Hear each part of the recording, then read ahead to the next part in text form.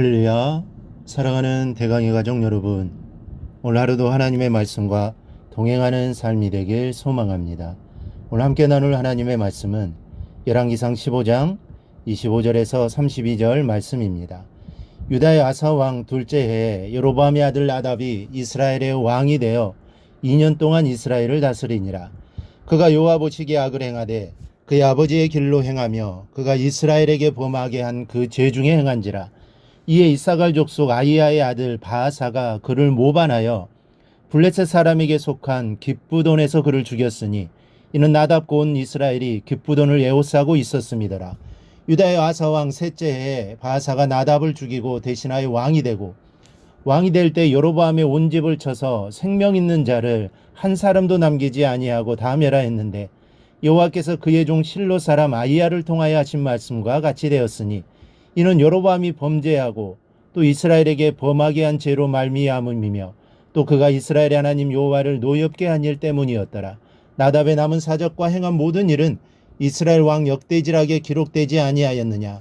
아사와 이스라엘의 바사 왕 사이에 일생 동안 전쟁이 있으니라.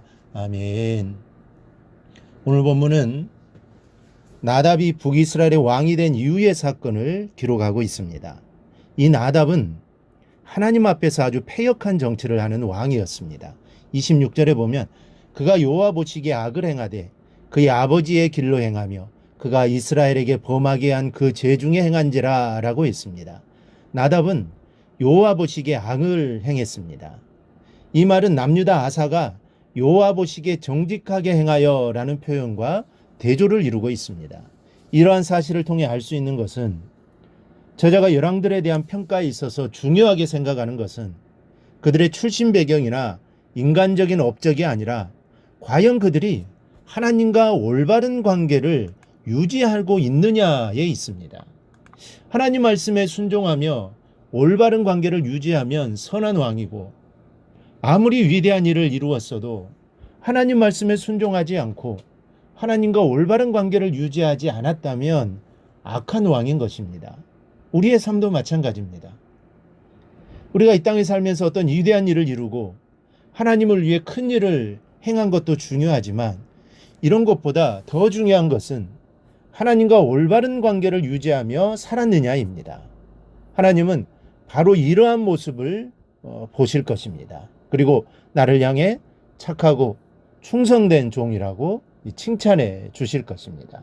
그리고 또 하나, 나답은 그 아비의 길로 행했다고 했습니다. 그렇다면 그 아비의 길은 어떤 길이었습니까? 그의 아비는 여로보암이며 그에게는 두 가지 제약이 있었습니다. 첫째는 자신이 하나님을 떠나 우상을 섬기는 죄를 지었습니다. 열왕기상 12장 28절을 보면 그가 두 금송아지를 만들었다고 했습니다. 자기를 왕으로 삼으신 분이 여호와였음을 분명히 알면서도 그는 금송아지를 만들어 우상을 숭배하는 죄를 범하였던 것입니다. 둘째로 그는 자신뿐만 아니라 백성들로 하여금 죄를 짓도록 유도한 죄를 지었습니다. 그가 금송아지를 만들어 놓고 백성들에게 이렇게 말합니다. 다시는 예루살렘에 올라갈 것이 없도다. 이스라엘에 있는 너희를 애굽 땅에서 인도하여 올린 너희의 신들이라.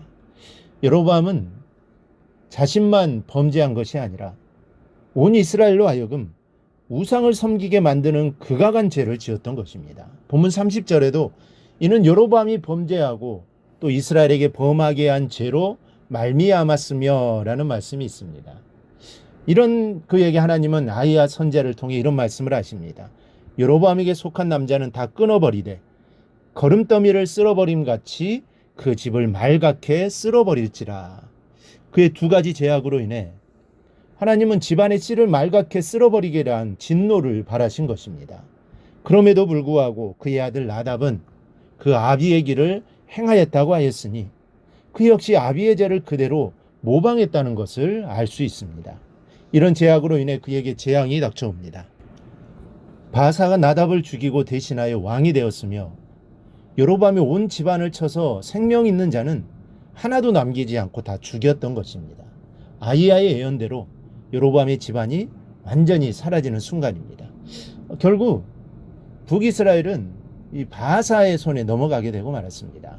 그러던 어느 날 여호와의 말씀이 예후 선지자에게 임하여 바사를 꾸짖어 말씀하십니다. 내가 너를 왕이 되게 하였거늘 내가 여로보암의 길로 행하며 내 백성 이스라엘에 범죄하게 하여 그들의 죄로 나를 노엽게 하였은즉 여로보암의 집같이 쓸어버리겠노라고 하십니다.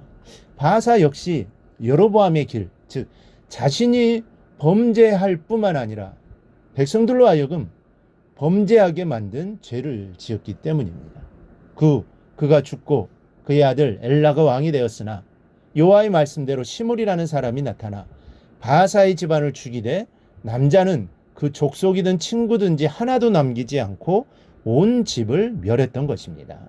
우리 사랑하는 여러분, 본문에서 다루고 있는 아주 무서운 죄가 무엇이었는가를 잊어서는 안 됩니다. 첫째는 자신이 하나님을 버리고 우상을 섬기는 죄를 지었던 것입니다. 둘째는 백성들로 하여금 죄를 짓게 만들었던 것입니다.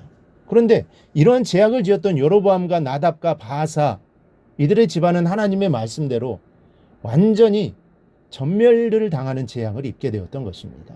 여기에서 우리는 자신의 죄악은 물론 남으로 하여금 죄를 짓도록 만드는 것이 얼마나 무섭고 떨리는 죄악인가를 깨닫게 됩니다. 죄라는 것은 마치 아편과도 같은 것입니다. 아편을 즐기는 사람들의 특징이 있는데 그들은 절대로 혼자서만 아편을 즐기는 것이 아니라 가까운 친구에게 접근하여 유혹하며 자꾸만 권한다고 합니다. 대마초를 피우는 사람도 혼자서만 피우는 것이 아니라 친구를 유혹하여 그들이 동참하도록 만든다는 것이 특징이라고 합니다. 이것은 사단의 속성과도 같다고 말할 수 있습니다. 우리는 본의 아니게 상대방으로 하여금 죄를 짓도록 만드는 경우가 대단히 많습니다. 이제는 더 이상 나로 인해 시험에 드는 사람이 생겨나서는 안 되겠습니다. 나 한 사람으로 인해 죄인이 돌아오고 나 한 사람으로 인해 상처받은 이웃이 소망을 얻게 되는 역사가 이루어질 수 있도록 빛된 삶을 살아가는 여러분이 되시기를 주님의 이름으로 축원합니다. 오늘 묵상한 말씀을 굳게 잡고 삶으로 실천하며 살아내는 대강의 모든 성도들이 되기를 축복합니다.